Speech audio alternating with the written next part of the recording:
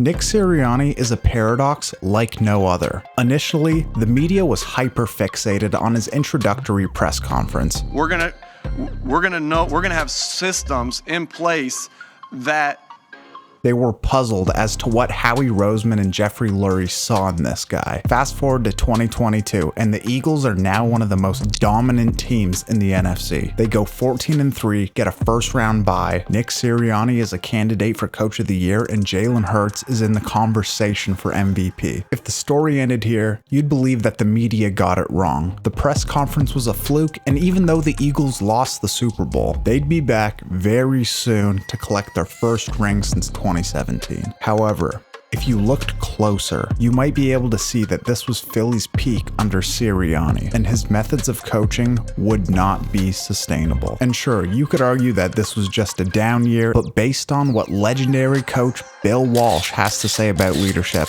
I believe that this is a dire situation in Philadelphia, and it will only end with Sirianni being fired. So what does Bill Walsh say about how leaders should operate a team and how they should carry themselves? Show self-control, especially where it counts most. Under pressure, demonstrate and prize loyalty. Use positive language and have a positive attitude. Good sportsmanship. No strutting, no posturing. Deal appropriately with victory and defeat. Adulation and humiliation. Don't get crazy with victory, nor dysfunctional with loss. This is the Nick Sirianni problem. I'm not gonna hide who I am. we have to set the standard early. We have to set our standard early of what's acceptable and unacceptable on the field. Nick wasn't celebrating with the Eagles fans. He was talking to the Colts fans. I'm not sure if you could define Sirianni's introductory press conference as immature, but to me, it signaled that he was unprepared for that moment. However, regarding visible and undeniably immature behavior, Sirianni could have his own greatest hits playlist. There was his argument pre-game against the 49ers. There was him talking trash after the Miami game in the tunnel. There was him nodding into the camera against the Giants in the playoffs. There was him standing on the bench and screaming at Colts fans in defense of Frank Reich after a win. Then there are some more notable moments that you definitely remember. You cannot have your starting quarterback be babying you and be the one making the mature decisions in that moment. Seriously, imagine Pat Mahomes stopping Andy Reid from doing that, or Tom Brady stopping Bill Belichick from doing that in the Super Bowl. To me, that just signals somebody getting pulled out of a huge moment and losing focus when you are the one person who needs to set the standard on not losing focus. Jalen Hurts, on the other hand, is completely locked in, trying to win the one thing that he's been working for his entire life. And people hate on Jalen Hurts. You can debate about his ability as a player all you want, but it is undeniable that he is a great leader. And then from this past season, there's the big one that we all saw.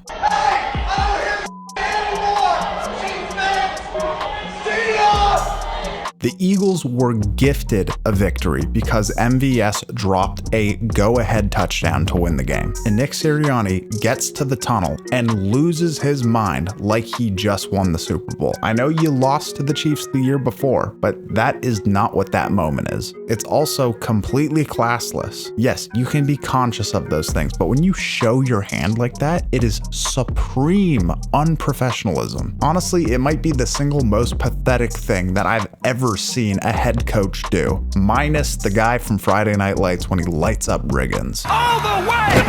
Holy cow! But all joking aside, it's not because he had those feelings. Of course you feel those feelings. You're a competitor. You have fire. Belichick feels that way. Andy Reid feels that way. John Harbaugh, Jim Harbaugh, they all feel these emotions. They want to let them all out, but they hold them in. You can have that moment in the privacy of your locker room, with your teammates, with your players, with your other coaches. But to yell to the sky through the stands at the Chiefs fans, what is that, man? You know there are still cameras around. I don't hear fans all that often. I did in this game. As we mentioned previously, Bill Walsh said, "Deal appropriately with victory and defeat, adulation and humiliation. Don't get crazy with victory nor dysfunctional with loss." And none of this is a problem when you're stacking wins. It all gets chalked up to good energy, a fiery attitude, a Philly guy. But when the dominoes start to fall, it becomes a liability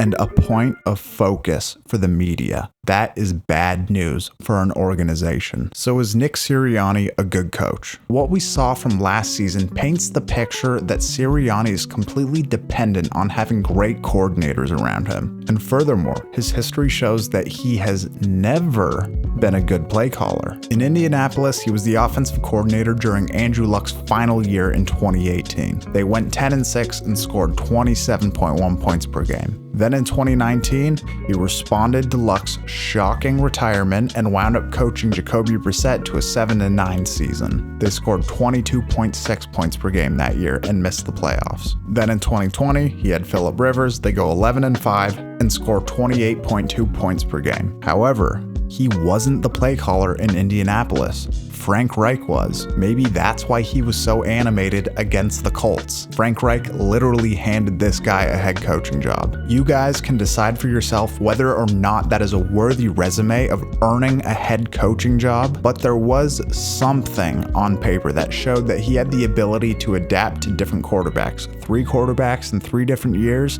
that's kind of where Philly was. They knew that the Carson Wentz project was stalling out and the future was with Jalen Hurts. So fast forward to 2021, he gets the job in Philly and he's the play caller for the opening portion of the season, but they're stagnating. They're not really making progress with Hurts, and the offense isn't where it needs to be. Sirianni passed off play calling duties to Shane Steichen, and some positive momentum begins to build. Hurts was starting to show a lot of promise for a second-round draft pick, and it was clear that Steichen could squeeze a lot more out of him than Sirianni could. And it's important that we give credit where credit is due. It is 100% a sign of good leadership to hire good assistants. You don't want someone in charge who is afraid of competitive talent. That just hurts the team as a whole. And Sirianni has always strived to do that. But what happens when your coordinators leave to become head coaches? We saw that happen after the Super Bowl loss. Steichen went to the Colts, so then Brian Johnson gets the nod and gets promoted to offensive coordinator. However, regardless of the change at play caller, this was still Sirianni's scheme. It was still the same general play sheet. So, therefore, you could expect that there wouldn't be that much turnover in terms of their productivity. Hurts should be relatively right back where he left off. Even when Brian Daboll left Buffalo, Ken Dorsey still had very productive seasons with Josh Allen. I know that that narrative has been painted a certain way, but they had the number 2 scoring offense that year under Ken Dorsey. And if you want to learn more about the Ken Dorsey situation from Buffalo and him being hired in Cleveland, I did a video on that and I will link it at the end. But back to the Eagles. On the defensive side of the ball, Jonathan Gannon, a man who shouldered a lot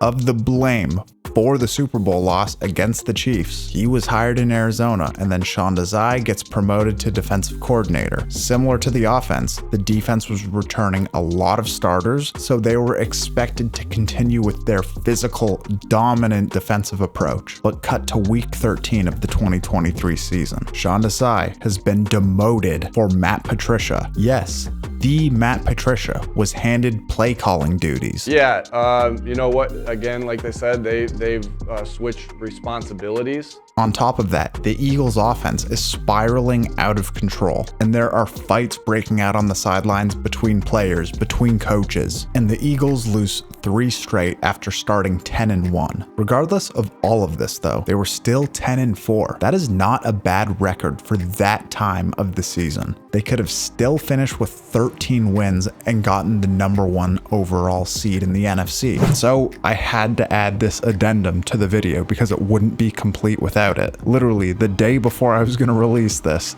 story drops. So as you remember, Big Dom, Dre Greenlaw, they get into the fight on the sideline. Big Dom gets suspended for the rest of the season. And during that time, the whole time Big Dom was gone, the Eagles were horrible. They really downslid and they finished the season very, very bad. I don't think anyone was associating that to Big Dom being suspended. He was just a security guy. But now, if you haven't heard, apparently Big Dom really helped Nick Sirianni keep his emotions in check. And after his suspension, Nick Sirianni got in, quote, numerous arguments with players/coaches during games. Can you believe it? Like, they're making this out to be like it was a huge deal for the team. It was one of the big reasons why they had their collapse and why Sirianni was unable to control himself during that period. What other head coach in the NFL has a handler like that? The fact of the matter is that a head coach shouldn't be a work in progress in terms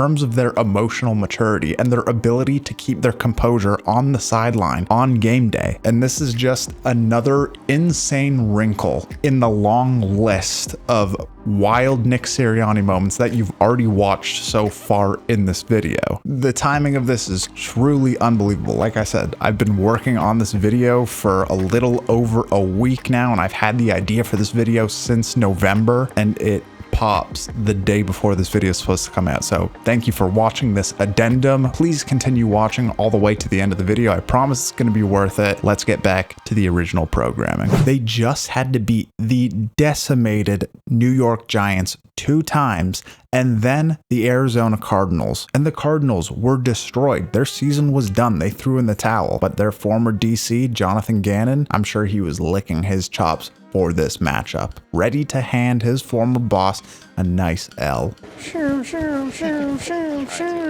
Shots, explosives. And that's exactly what happened. And we know how the season finished. In the aftermath, Sean Desai was fired, Brian Johnson was fired, Matt Patricia was handed his walking papers, and Sirianni was left unscathed. Bill Walsh talked about prizing and demonstrating loyalty, and Sirianni has flat out ignored that message. I'm not talking about firing people. Coaches are fired all of the time. Great coaches fire people all the time, but they're handled in different ways. Kevin Stefanski fired Alex Van Pelt after 4 seasons, and they had a good year this year, but it was just time, and they did so in a respectful manner where he's now going to have an opportunity to call plays in New England. It's ultimately better for his career. Steve Wilk was fired in San Francisco after the Super Bowl loss, but he got a full season of uninterrupted opportunity. And Shanahan could have done the exact same thing in the season. The 49ers went on a worse 3-game losing streak than the Eagles did. They got beat by the PJ Walker Browns, then the Vikings, and then they got absolutely worked by the Bengals at home. The difference in outcome, though, for the 49ers and the Eagles is that Shanahan didn't panic in that moment. He understood that there wasn't a reason to panic. They had a defined and healthy culture that they could lean back into, that they could right the ship if they just started to play their brand of football again. At times, Wilkes showed signs that he was operating a subpar scheme and operation relative to their defensive talent, but Shanahan knew that there would be a big gamble if they changed defensive coordinator in the middle of the season. He knew that it was better to stick with the plan, stay loyal for the season, and to have his players believe that they trusted the direction that they were moving in, than to panic and hit the eject button and look for scapegoats. The point that I'm trying to illustrate with this rant is that firing coaches doesn't make you a bad leader. It's a part of the game. It's a part of the business. But the manner in which you do it and how you deal with the aftermath is what defines you as a leader. By demoting Sean Desai for Matt Patricia, he completely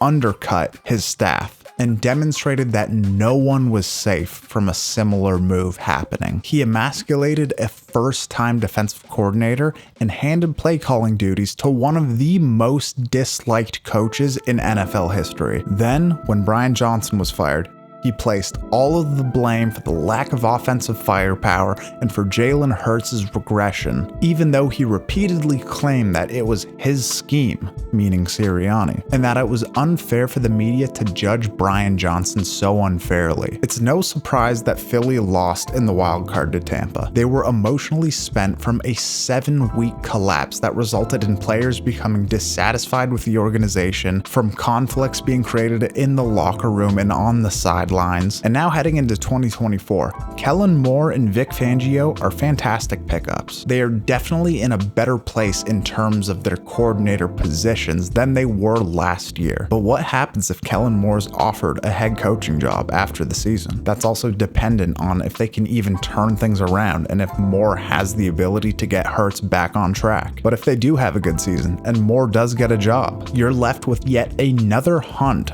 for a coordinator who can connect with your quarterback and get the most out of him. And this is a quarterback who just signed a big contract and who the head coach has repeatedly shown that he is unable to connect with. And your Hall of Fame center is definitely not coming back next year. So you're losing talent and leadership at one of the most important positions on the offense. It really feels like the Sirianni Eagles peaked in the Chiefs Super Bowl year. And as John Middlecoff mentioned on a recent podcast, if Howie Roseman and Jeffrey Lurie knew what they knew now, they would have fired Sirianni after the Super Bowl loss and promoted Shane Steichen to become the head coach. How can a head coach who was a former offensive coordinator not be able to right the ship? I understand that the Dan Campbell situation could be argued as the same thing, but it is not. Dan Campbell's leadership ability is unquestioned, and it's why Ben Johnson chose to forego head coaching opportunities to stay in Detroit. They want to coach underneath him. They believe in what he has created. It's why a guy like Steve Spagnuolo will never leave to become a head coach. He signed another extension in Kansas City. He loves Andy Reid and everything he has created there. You can be a CEO head coach when your culture is carved in stone. But when you're an emotionally immature, undercutting, scapegoating child of a head coach, people will jump ship as soon as their own comes in. Nick Sirianni still has the ability to change and improve, but based on what we saw in the last 7 weeks of the 2023 season and his never-ending list of outbursts, disrespect, and juvenile behavior, I'd put my money on him being fired before ever reaching another Super Bowl with the Eagles. I'll leave you with a final quote from Bill Walsh about leaders. Great teams in business, in sports, or elsewhere have a conscience. At its best, an organization, your team, bespeaks values and a way of doing things that emanate from a source. That source is you, the leader. I'd love to hear what you guys think, so light me up in the comments if you think that I'm wrong. And if you enjoyed this video, please give it a like, subscribe. We have a lot of great stuff coming this offseason, a lot of draft stuff coming up, and more videos like this. So I hope that you guys can hang around and be a part of it. I really, really appreciate you guys watching, and we will see you in the next one.